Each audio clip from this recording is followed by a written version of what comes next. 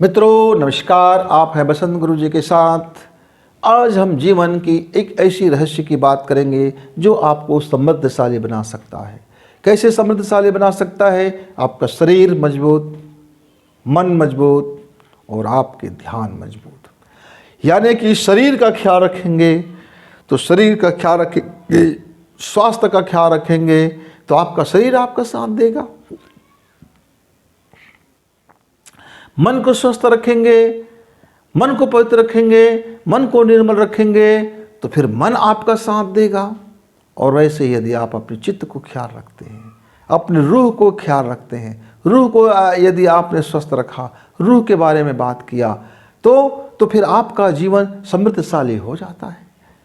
अब होता क्या है इसमें मित्र, हम कई मर्तबे इतने होश में आते हैं कि हमारा जोश ठंडा पड़ चुका होता है, और कई मर्तबे हम इतने जोश में रहते हैं कि जोश में हम होश खो बैठते हैं और फिर हमारा जीवन का बैलेंस बिगड़ जाता है और हम महकते महकते बरसाने लग जाते हैं। न तो हम ध्यान को ध्यान से कर पाते हैं, न कर्म को ध्यान से कर पाते हैं, न ध्यान का सांस ले पाते हैं, न ध्यान को अपने जीवन में उतार पाते हैं, न ध्यान रह जाता है, न होश में ध्यान रह जाता है, न जोश में ध्यान रह जाता है, न जीवन में ध्यान रह जाता है। और ध्यान भटके कि दुर्घटना, ध्यान हटी दुर्घटना घटी, ध्यान हटी दुर्घटना घटी। जीवन के किसी भी मोड़ पर हो मित्र, ध्यान हटी कि दुर्घटना घटी। चाहे आप बाइक चला रहे हो, ध्यान हटी दुर्घटना घटी। आप बस का ड्राइवरी कर रहे हो, ध्यान हटी दुर्घटना घटी। आप चाहे एरोप्लेन की पायलट हो, ध्यान हटी दुर्घटना घटी। आप चाहे मेरे सीमा के नौजवान हो, ध्यान हटी कि दुर्घटना घटी। चाहे जीवन के साथ हो, ध्यान हटी कि दुर्घटना घटी। तो ध्यान को आपने हटाया, आपने जोश में आया और ध्यान हटी तो दुर्घटना घट गई। आप देखते हैं जीवन में, जोश में आपने कारोबार शुरू किया, खूब कारोबार शुरू किया, जोश में आए, कर्ज दिए, उधार दिए, खूब उधार लिए, खूब उधार दिए, ऐसा किया वैसा किया और उधारी फंस गए, कर्ज पे दब गए। अब जोश ठंडा पड़ गया, अब होश में आए, अरे बाबा ये क्या हो गया, हम तो कर्ज में दब गए, कर्ज हमारा उधारी कोई चुकता नहीं कर रहा है, हम तो दब गए। अब होश में आए तो क्या आए, अब तो समय निकल गया, अब तो जोश ठंडा पड़ गया, अब होश भी ठंडा पड़ गया। अब ध्यान से जोश को नहीं रखे, अब होश में भी ध्यान नहीं रखे, अब डिप्रेशन में आ गए, अब कुछ का कुछ कर बैठे, अब फिर आपने होश खो बैठा क्योंकि आप ध्यान नहीं रखे। अब शरीर का भी ख्याल नहीं रखे, मन का भी ख्याल नहीं रखे, आत्मा का भी ख्याल नहीं रखे। आप जोश में आकर के सारी चीजों का ख्याल रखना बंद कर दिया मित्र, तो घट गई घटना।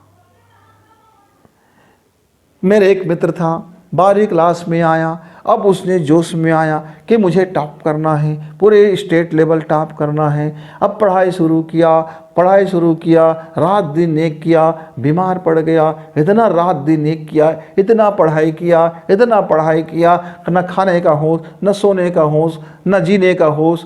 अब होश ही खो बैठे, जीवन ही खो बैठे। अब परीक्षा आने से पहले चारों खाने चित हो गए, अब एग्जाम पे ही नहीं बैठ पाया। अब उसने सारी तैयारी की जोश से, अब एग्जाम पर जब नहीं बैठ पाए तब होश आया कि मुझको तो ये पढ़ाई बहुत पहले से शुरू करनी चाहिए थी और बैलेंस में चलना चाहिए था। अनबैलेंस हो गया लाइफ, अब जीवन महकने के बजाय बस आने लगा। और जो परीक्षा पे ही नहीं बैठा, क्या उसका रिजल्ट आएगा?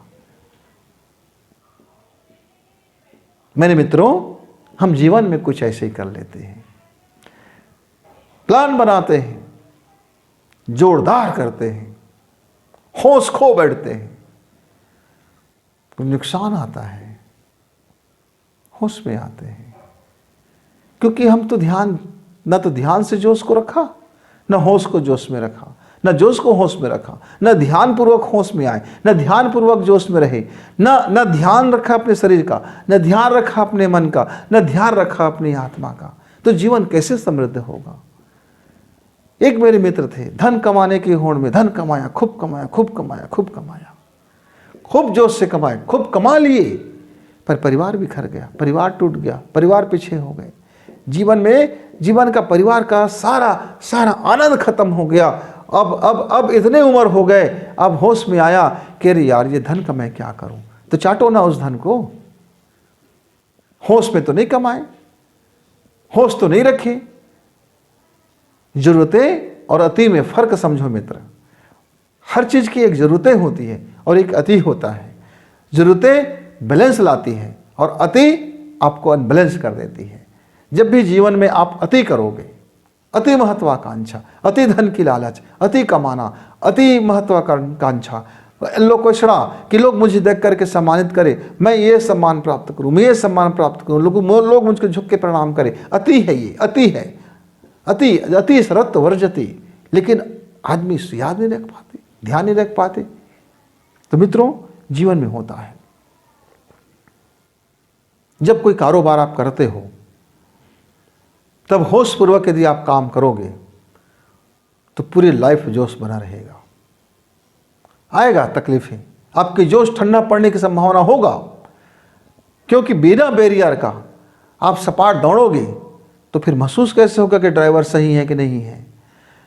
नहीं तो आप तो एक चाल चल रहे हो, एक ही चाल चल रहे हो, एक गति में चल रहे हो, कोई बाधा नहीं आया, कोई रेस में नहीं है, तब आपको महसूस कैसे होगा कि आपके ड्राइवरी सही है। इसलिए ईश्वर ने पग पग पर बाधा देता है। तो जिस मित्र को जितना ज़्यादा बाधा मिले वह समझ जाए कि वह होश से भरा हुआ और जोश को कम नहीं होने देना है और सारी बाधा पार करके अपने जीवन को समृद्धशाली बना लेना है। क्योंकि एग्ज़ाम उसी के लिए आता है जिसने तैयारी की है, और जो एग्ज़ाम में बैठेगा उसी का रिजल्ट आएगा, और जो एग्ज़ाम पर ही नहीं बैठेगा उसका क्या रिजल्ट आएगा। इसलिए मित्रों, आप एग्ज़ाम के लिए तैयारी रखिए, आप तैयार रहिए, आप होश में रहिए। ये होश में रहना आपकी तैयारी है और आपको अपना कर्म करना ही आपका जोश है। आप यदि आपने अपने जोश को होश के साथ में आपने ध्यान रख लिया और बीच में ध्यान का कड़ी आपने मिला ली, जोश और होश को रहने दिया, तब आपका जीवन समृद्धशाली होगा। नोट कर लीजिए। अब इसके लिए करें क्या? सवाल आता है, करें क्या? तो मित्रों, जो हमने अपने जीवन में सीखा है हम उसको आपको शेयर करते हैं। आपका तरीका कुछ दूसरा हो सकता है, आपकी मान्यताएं कुछ दूसरी हो सकती है। हो सकता है कि किसी के द्वारा आप बताए गए उधार का ज्ञान से आपको भरोसा होगा, लेकिन सब कोई अपना स्टाइल उसको ईजाद करना होगा, अपनी साधना उसको तैयार करना होगा, अपनी उपासना समझना होगा, अपनी एनर्जी को बैलेंस करने के लिए अपने ही नुस्खा उसको अपनाना होगा, अपने तौर तरीके अपनाने होंगे। तो हमने क्या किया हम ये बताते हैं आपको। हमने ये किया कि हम इस तरह से पहले एक मुट्ठी बांधी, यानी ये मुद्राएं किया, और सामने में हमने अंगूठा को इस तरह से थोड़ी सी गैप दिया, और हम यहाँ पर अपने मुख को रख करके हम धीरे से हम आंखें बंद किया, गहरी सांस खींचे और एक फूंक लगाया और मुंह को पास पे रख करके हमने इसको थोड़ी सी गैप बना करके हम बंद करते, ऐसे चिपटा करके नहीं करना है, थोड़ी अंदर में गैप बन जाए। और हमने गायत्री मंत्र को 24 बार बोला, 24 बार 3 प्रक्रिया से बोला। पहले प्रक्रिया हम आपको बताते हैं, 8 गायत्री मंत्र का एक मुद्रा, दूसरे 8 गायत्री मंत्र का दूसरी मुद्रा, तीसरे 8 गायत्री मंत्र का तीसरी मुद्रा। ओम भूर्भुवः स्वाहा तत्सवितुर्वरेण्यं भर्गो देवस्य धीमहि धियो यो नः प्रचोदयात्।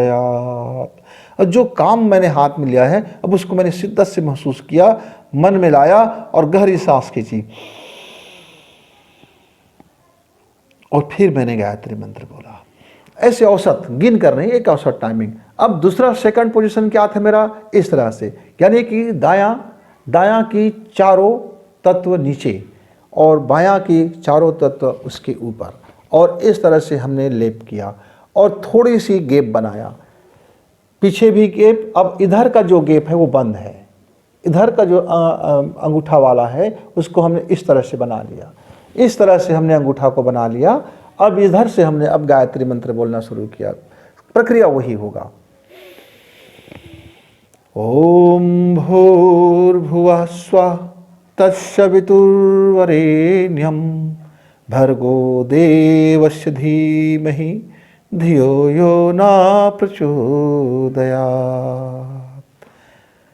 मित्रों, ये 2 मुद्रा हो गया। अब औसत ये मान लीजिए आप 15 मिनट एक मुद्रा में गायत्री मंत्र बोले, 15 मिनट दूसरे मुद्रा में गायत्री मंत्र बोले। अब तीसरी मुद्रा में आ जाती है। अब हमारा बायां हिस्सा अंदर की ओर पूरी तरह से मुड़ा होगा। अब ये इसमें इस तरह से ये सेट होगा और हम दूसरी मुद्रा हमने अब बना ली। देख लीजिए, हमने इसको सेट किया, यहाँ इसको डाला और ये हमारा अंगूठा इसको टच किया। अब इसके ऊपर हमने ऐसा रख दिया। अब हम तीसरी गायत्री मंत्र को हमने बोलना शुरू किया और इसका स्थान हम जरा नाक के नीचे ले आए और इसके ऊपर में जो हमारी मुख की जो वायु है इसको टक्कर करते हुए निकलता है, बीच के हिस्सा को टकराते हुए। ओम भूर्भुवः स्वः तत्सवितुर्वरेण्यं भर्गो देवस्य धीमहि धियो यो नः प्रचोदयात्। इस तरह से हमने 15 मिनट किया और फिर ध्यान मुद्रा इस तरह से लगा करके बायां नीचे दाहिना हथेली के ऊपर और ये दोनों मस्तिष्क का जो हिस्सा है वो टच होता रहे, दबाव ना रहे और चुपचाप 15 मिनट बैठ गए। फिर शांति पाठ किया। ओम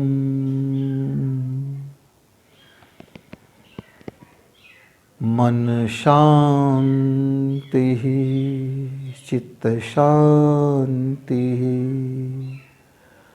शरीर शांति रूह शांति। ओम शांति शांति शांति। और एक गहरी सांस किया, फिर सांस ढीली किया और फिर अपने को प्रणाम किए और अपने दैनिक कार्य में लग जाइए। मित्र, आप जब भी खाली वक्त मिले चुपचाप आँख बंद करके उस क्षण को याद करें जिस क्षण में आपने यह मंत्र किया। आप देखेंगे जब भी कोई आप काम करेंगे तो आपके जीवन में होश भी बना रहेगा और आपके जीवन में जोश भी बने रहेगा। और जब भी आप कोई काम करेंगे उस काम में आपका बराबर ध्यान रहेगा, आपका ध्यान का विचलन नहीं होगा। लेकिन ये मित्र एक दिन में नहीं होता, इसके लिए कुछ दिन वक्त लगता है, धीरे धीरे वक्त लगता है, विश्वास के साथ जरा करके देखना। ये प्रैक्टिकल है। हो सकता है कि आप इसमें आगे पीछे पहले मुद्रा को कौन सा करना है या दूसरा मुद्रा कौन सा करना है वो आप अपने हिसाब से सेट कर लेना। क्योंकि आप जब उस मुद्रा को करोगे तो जिस मुद्रा में जिसमें आपको ज़्यादा सुकून लगे, ज़्यादा आपको फीलिंग दे अंदर के आनंद की अनुभूति का, वो मुद्रा का क्रम पहले होगा। इस तरह से आपका मुद्रा का बैलेंस हो जाएगा और आप अपने लिए इजाद कर लोगे, अपने लिए रिसर्च कर लोगे, आपका अपना ये साधना क्रम होगा। इससे क्या होगा? अध्यात्म भी सधेगा, कारोबार भी सधेगा, आपका जीवन भी सधेगा, परिवार भी सधेगा और हंसी खुशी माहौल होगा। आप बेहतरीन काम करोगे, बेहतरीन रिजल्ट आएगा, होश के साथ जोश रहेगा, दोनों में बैलेंस रहेगा, जीवन महक उठेगा। फिर मिलेंगे, तब तक गुरु जी को विदा, नमस्कार।